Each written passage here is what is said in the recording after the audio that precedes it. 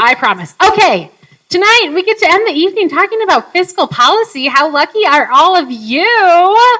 Woohoo! Okay, stay awake with me. I promise this will be fun.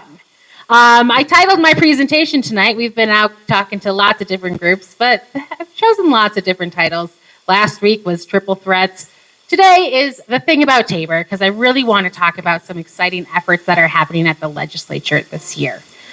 Before I do that, the Colorado Fiscal Institute, for those of you who don't know, I know we've been with the Windsor Gardens before doing our budget and Tabor Talk presentations, probably talking about ballot measures. But we are a statewide nonprofit that uses research and strategic communications and statewide education to advocate on tax and budget policies that help drive forward a people-centered economy. So we work on a variety of issues at the intersection of tax and budget policies, including immigration work, worker justice, the environment, housing, education, and our bread and butter, budget and tax policy. So I always like to start any kind of budget presentation just taking a look at the full state budget. Colorado operates on a $43.6 billion state budget. About a third of those come from federal funds, right? Our federal government comes and brings down some money. We draw down that money from the federal government, okay? Really important in some of the threats that we are seeing right now. As you all know, I saw those signs in the back. Really important to make note of. 1/3 of our state budget. One other third of the state budget comes from cash funds. And when you hear cash funds, think fees, not taxes, right? So your car registration fees, fishing license fees, those fees that you pay for service, right? Your car registration fee does not go to pay K-12 education. It goes to transportation and road maintenance. Your fishing license fee does not go to pay for higher education. It goes to help maintain those wild open space and parks and wildlife, right? Okay, so about a third of our budget comes from those fees. The other, little more than a third, is our general fund. It's about $15.6 billion. This is the fund where our legislative body has the most authority over. Each year during the legislative session, they're tasked with budgeting our general fund. And so this goes to programs. This is our general fund. Our programs like K-12 education, right? Our public schools. Healthcare, which is mostly Medicaid, right? And one thing to note is that Medicaid, for traditional Medicaid, which usually goes to low-income children and people with disabilities, it's a 50-50 match where we get 50% from the federal government and the state puts in the other 50. Colorado has expanded our Medicaid to include a larger population of folks, and that is funded 90% from the federal government, okay? Important to note. One other important note is that this is the first year that our healthcare slice of the pie is the biggest. Usually it's K-12 education.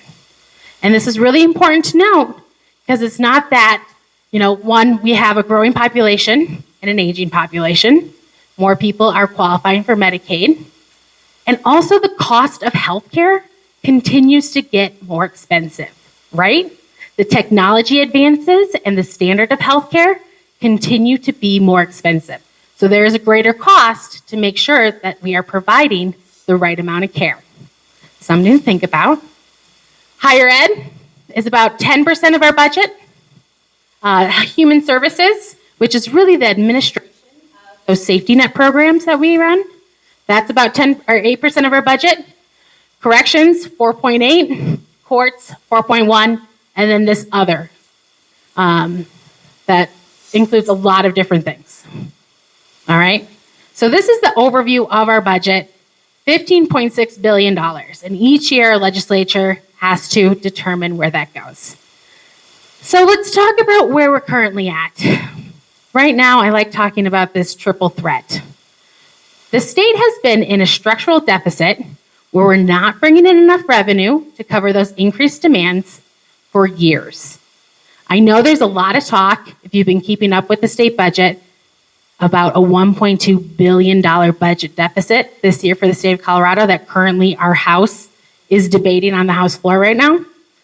But that is a little bit different than just the structural deficit, right? Last year, we were about $600 million short of keeping up with inflation and caseload growth. So this year, when we're facing the actual budget hole, it's important to know that we have been in the structural deficit. We also have this threat at the federal level, right? Where Congress right now is debating and going through a budget reconciliation process where both the Senate and the House have different budget blueprints that are asking for a lot of cuts.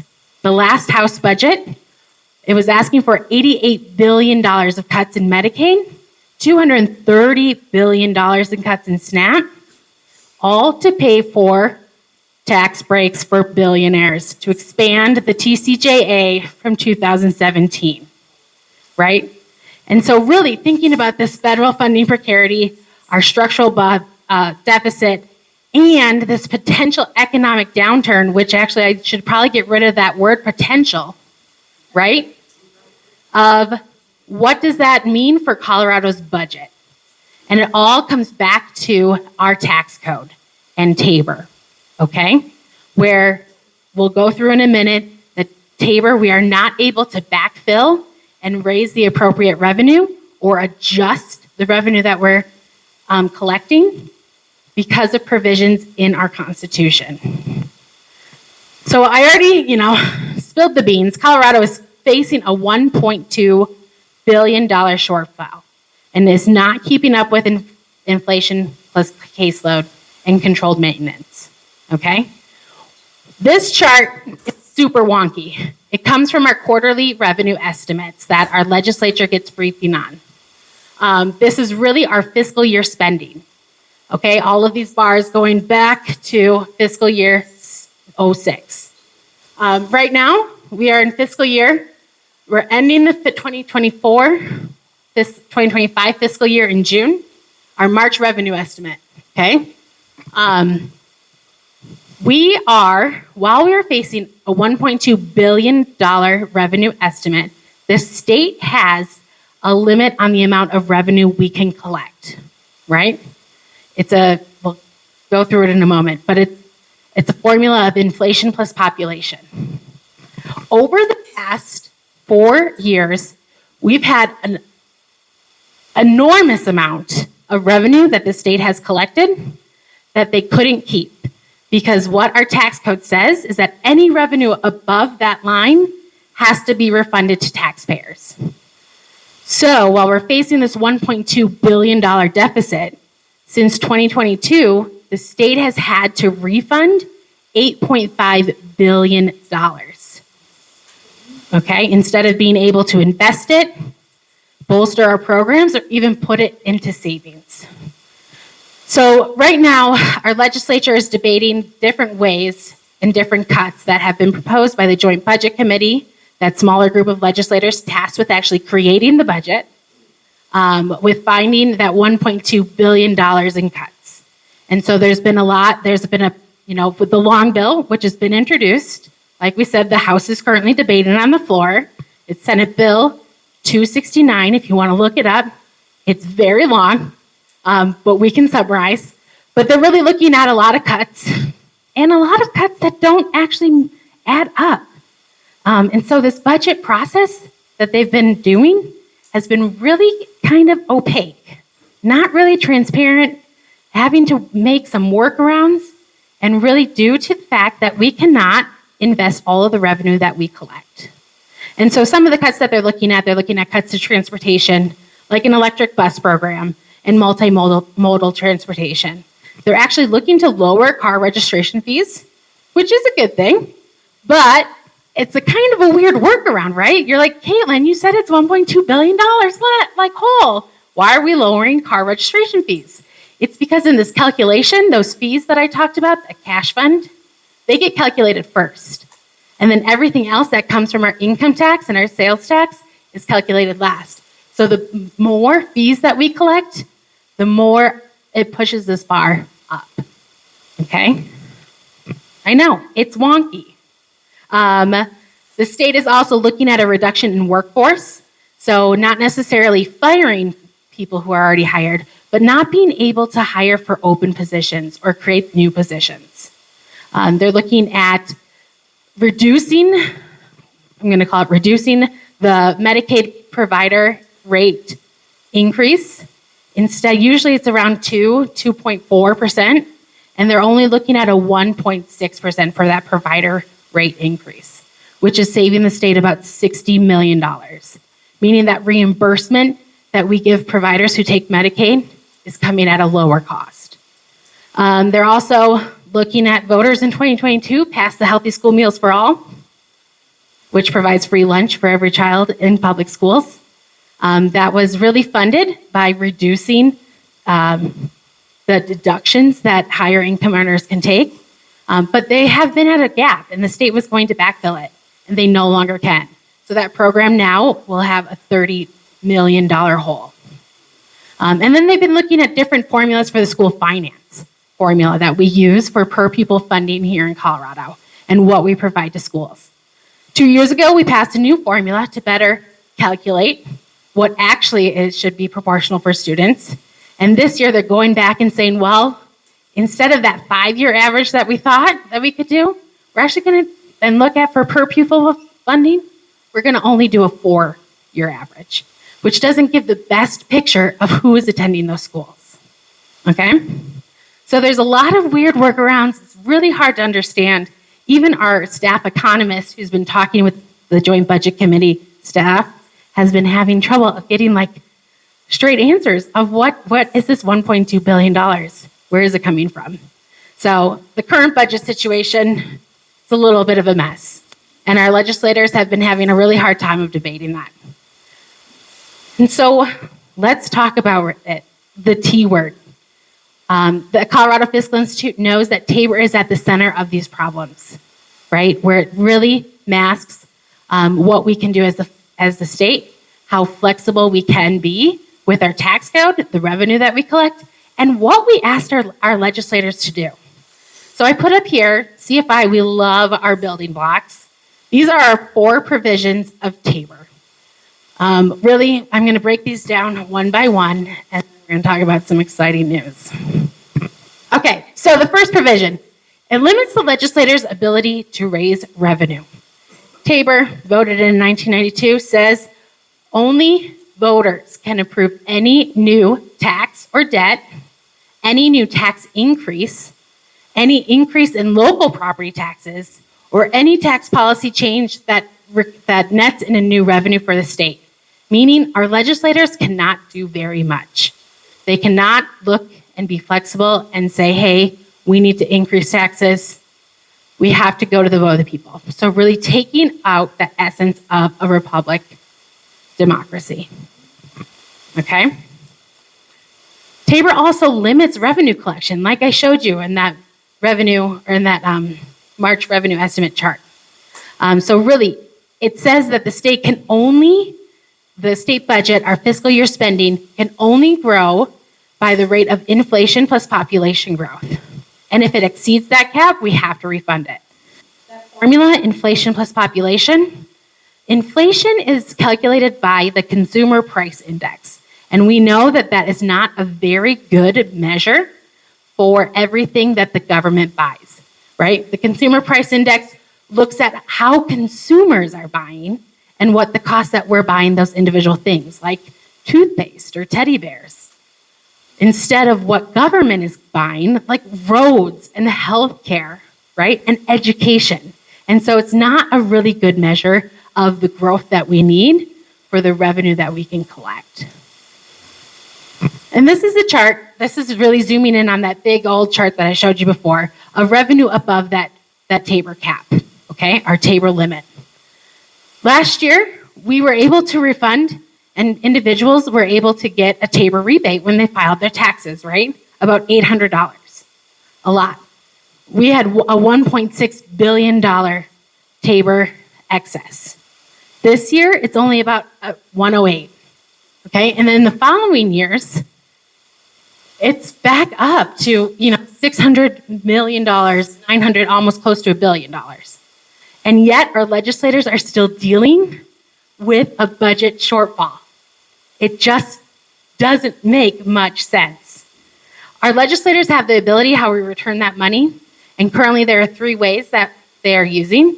First, that first amount of money goes to fund the senior homestead property tax exemption, right? It goes to seniors who've owned their houses who are over the age of 65 for more than 10 years, right? And so that goes to the county for a property tax break. We have a 6-tier sales tax refund. Those are the Tabor refunds that we see when we file our taxes. Although the one year when Governor Polis actually mailed us those checks, right? And then there goes to a temporary reduction in the income tax, which means that we are limiting the amount of money that is actually coming into the state. Tabor also limits our tax options, okay? In Tabor, in the actual language, it says that all income must be taxed at the same rate, meaning it must be a flat or single rate income tax, meaning that the 11 billionaires in Colorado are paying the same income tax of 4.4% than all of our workers, right? And it says that, and it's dictated in Tabor, right? It does not, we are not allowed to have a progressive income tax, which is the idea that the more you earn, the more you are taxed. We cannot have a wealth tax. We cannot have a statewide property tax, all right? Where some states use that as another mechanism to bring in revenue. So it really limits what we can do. And then, of course, it sets election provisions, right? It says that anytime voters go to the ballot to try to increase taxes, it must show up a certain way. It has to show up in all capital letters, starting with, shall taxes be raised by the full amount for one full year for that, whatever they're raising taxes for. So this is an example that voters voted on last year, right? KK. And so it's kind of deceiving. Voters have to be experts in understanding what those big numbers actually mean for them, right? It also tells us that if we get that number wrong, if we bring in more than that, either the state has to refund that excess or we have to go back to voters on something they already voted on.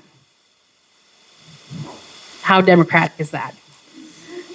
All right, so really, Tabor locks us up, right? It does. All right, and at CFI, we have been working on chipping away Tabor for a while. But with everything happening right now, we know we need leaders and we know we have some opportunities.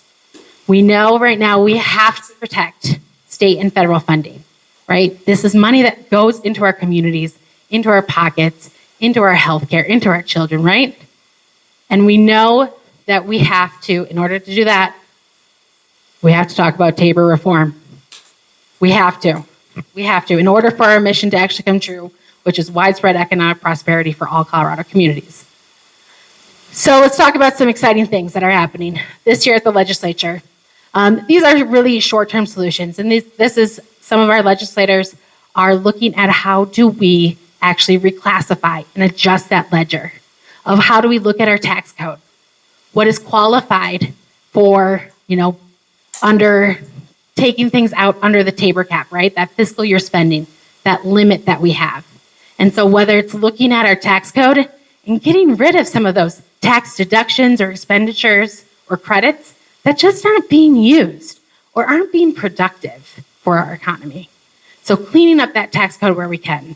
And then also reclassifying some things. Broadening these definitions because property, well, this is a very specific example and it's super wonky.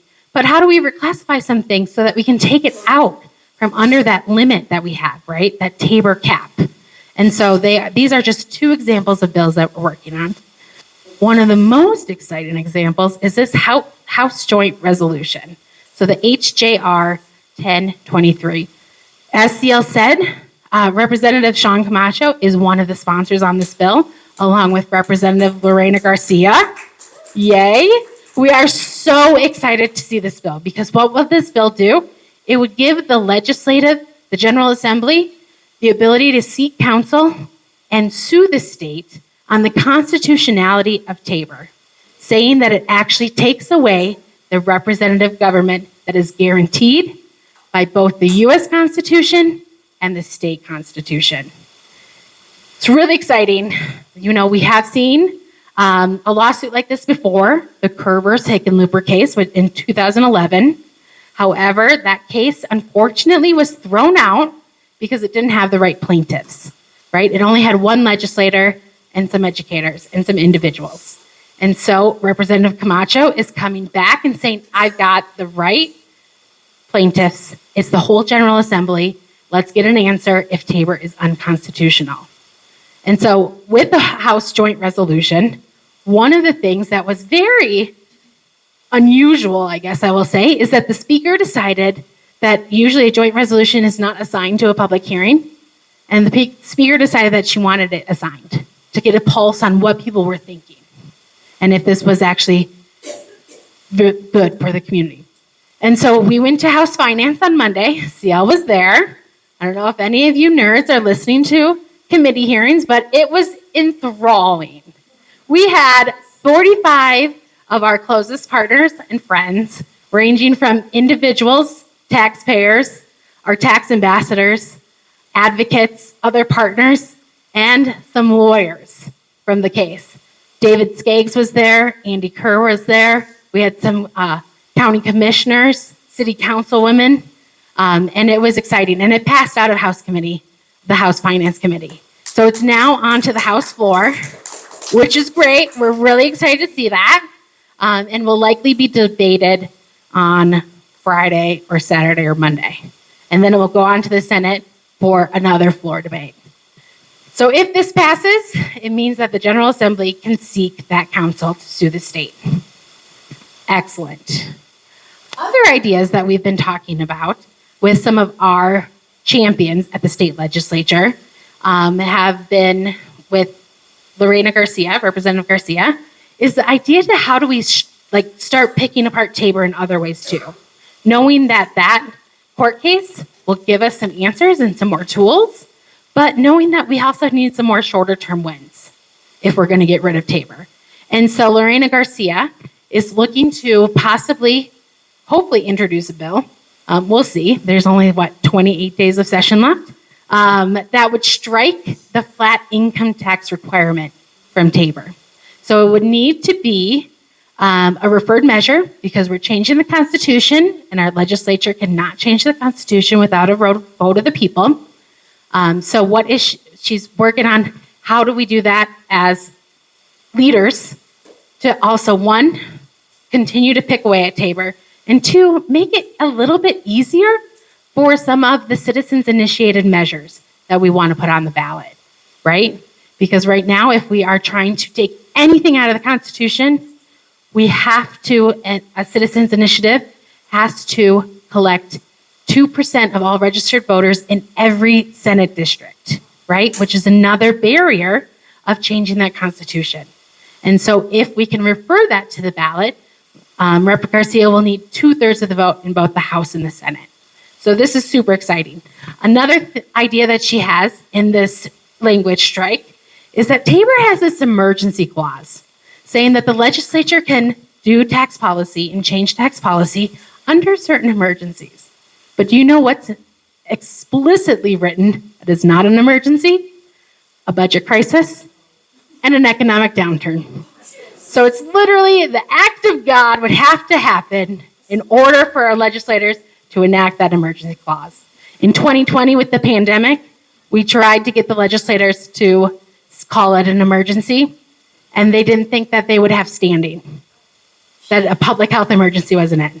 So she wants to strike that language that explicitly says not in the case of an economic downturn or budget crisis, so that we can have more tools, our legislators can have more tools, okay? So really, really exciting. And I know you are a bunch of activists, and we need to continue to talk about what we can do, right? We have these really great champions right now in the legislature, but we don't always. And so one of the things that we need to continue to do is call our representatives. Although, you have Sean Camacho, great representative. Call him and thank him. He needs to hear that, right? But also talk to your other friends about it. Because our legislators need to know one of the biggest fears and the biggest hurdles is this public opinion about Tabor. Because not many people know about it, right? And most people just think it's a rebate.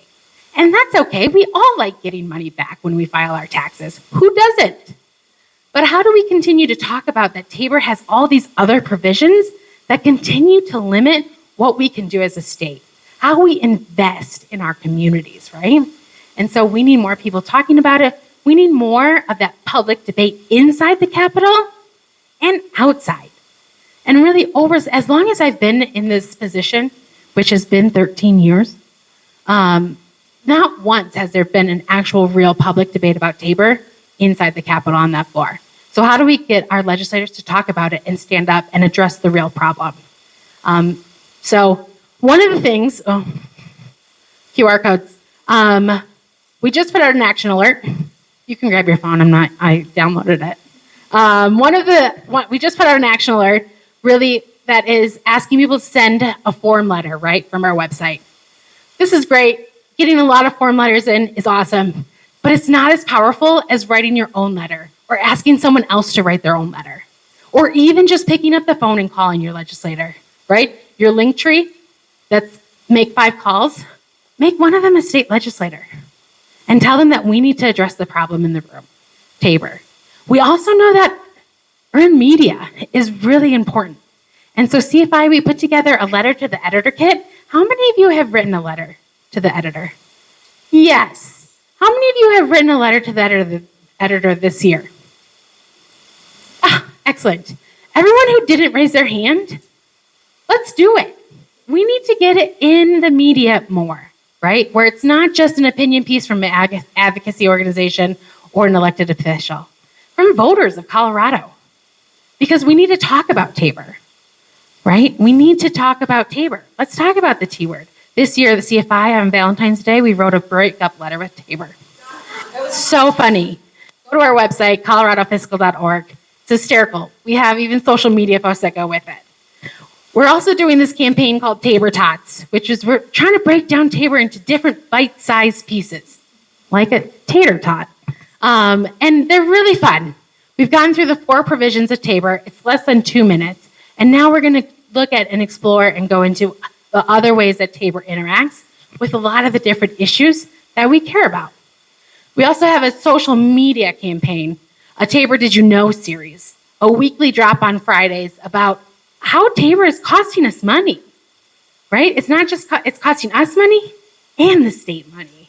And so if you subscribe to our email list, we will, share that information once a week with some suggested social posts.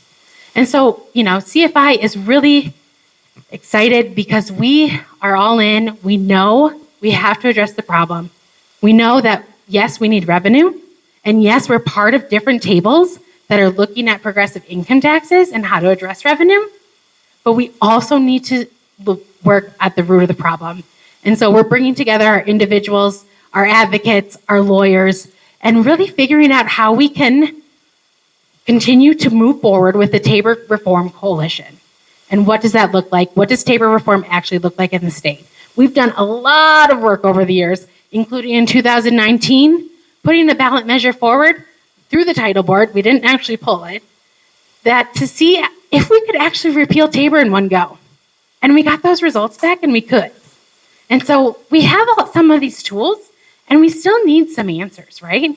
And so that is one of the things of how do we continue to sue the state on different things? How do we continue to build up champions at the legislature to introduce different bills or have those really hard discussions? How do we as advocates continue to educate more and more people in the state of Colorado? And we know it is through talking about it, right? Holding these meetings, talking about Tabor. Some of the current efforts, the Together We Thrive table is really looking at a progressive income tax, maybe going to the ballot in 2026. And so the Colorado Fiscal Institute, along with a lot of our partners, like the Colorado Education Association, Bell Policy Center, United for a New Economy, Mayor Colorado, a lot of our labor unions and base building groups are leading that effort. And we're trying to figure out how that works.